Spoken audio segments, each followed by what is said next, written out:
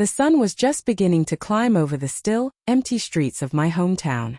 Its orange glow caught the faded paint of my old pickup, turning it into something almost golden. It should have been an ordinary morning, calm, uneventful, but beneath that quiet, there was a heaviness I couldn't shake. My name's Alex. For 10 years, I've lived what most would call a simple life, fixing engines by day, coming home to my wife by night. No glory, no spotlight. Just the steady rhythm of work, love, and routine. People saw what they wanted to see. The grease under my nails, the worn coveralls, the quiet man who never stood out. They didn't know the rest. I married Vanessa because she brought light into my life. Her laugh, her fire, she could fill a room with it.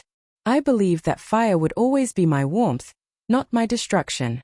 At first, the changes were subtle. A strange phone call late at night. A text that disappeared too quickly. A look in her eyes that lingered too long on something outside our window. I told myself it was nothing, that the woman I loved would never give me a reason to doubt her. But I was wrong. The day everything broke felt like any other. I walked out of the garage, wiping oil off my hands, humming without a care. Then came the roar of an engine, too fast, too aggressive for our quiet street.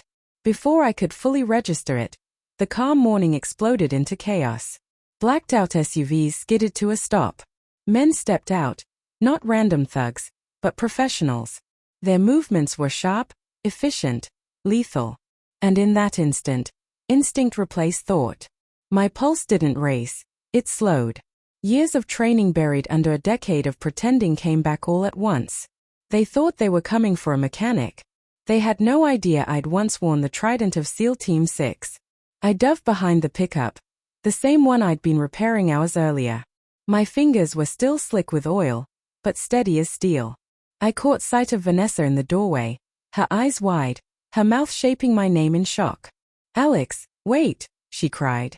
But there was no waiting. The men advanced in formation, communicating in clipped, coded bursts. Their precision was flawless, almost mechanical, but that was their mistake. They didn't account for me. For the calm that comes when you've faced death before and learned not to flinch. That morning, the illusion of my simple life shattered. And as the first shots rang out, I realized the truth. They hadn't come for a mechanic. They'd come for the man I used to be. Every move I made was deliberate, every breath measured. I moved with the kind of precision that only years of surviving the impossible could teach. Reflexes sharpened in jungles, deserts, and shadowed corridors of war guided me now. The morning air carried the acrid scent of gunpowder, once the smell of endurance, now tainted by deception. That was when the truth hit me, clear and cruel. Vanessa hadn't simply deceived me, she had engineered everything. The woman I had trusted with my life, with my heart, had plotted my end. But shock didn't freeze me, and rage didn't blind me. Instead, a razor-edged calm took over.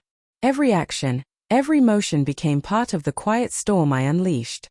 I moved swiftly, efficiently, dismantling each threat that came my way. My mind catalogued every detail, each footstep, each hesitation, like pieces of a deadly puzzle. And through it all, Vanessa watched. Her disbelief was almost tangible, as if she couldn't fathom that the man she tried to erase was still standing before her, alive and unbroken. She had miscalculated, failing to understand not only the depth of my training but the core of the man she had once loved. I had faced death before, countless times, but never betrayal like this. When the chaos finally settled, I stood amidst the ruins of what had once been our home. My breath was steady, my body alert. Vanessa's eyes met mine, and for the first time, I saw fear flicker across her face, the kind of fear that only truth can bring. She had unleashed destruction, believing it would consume me.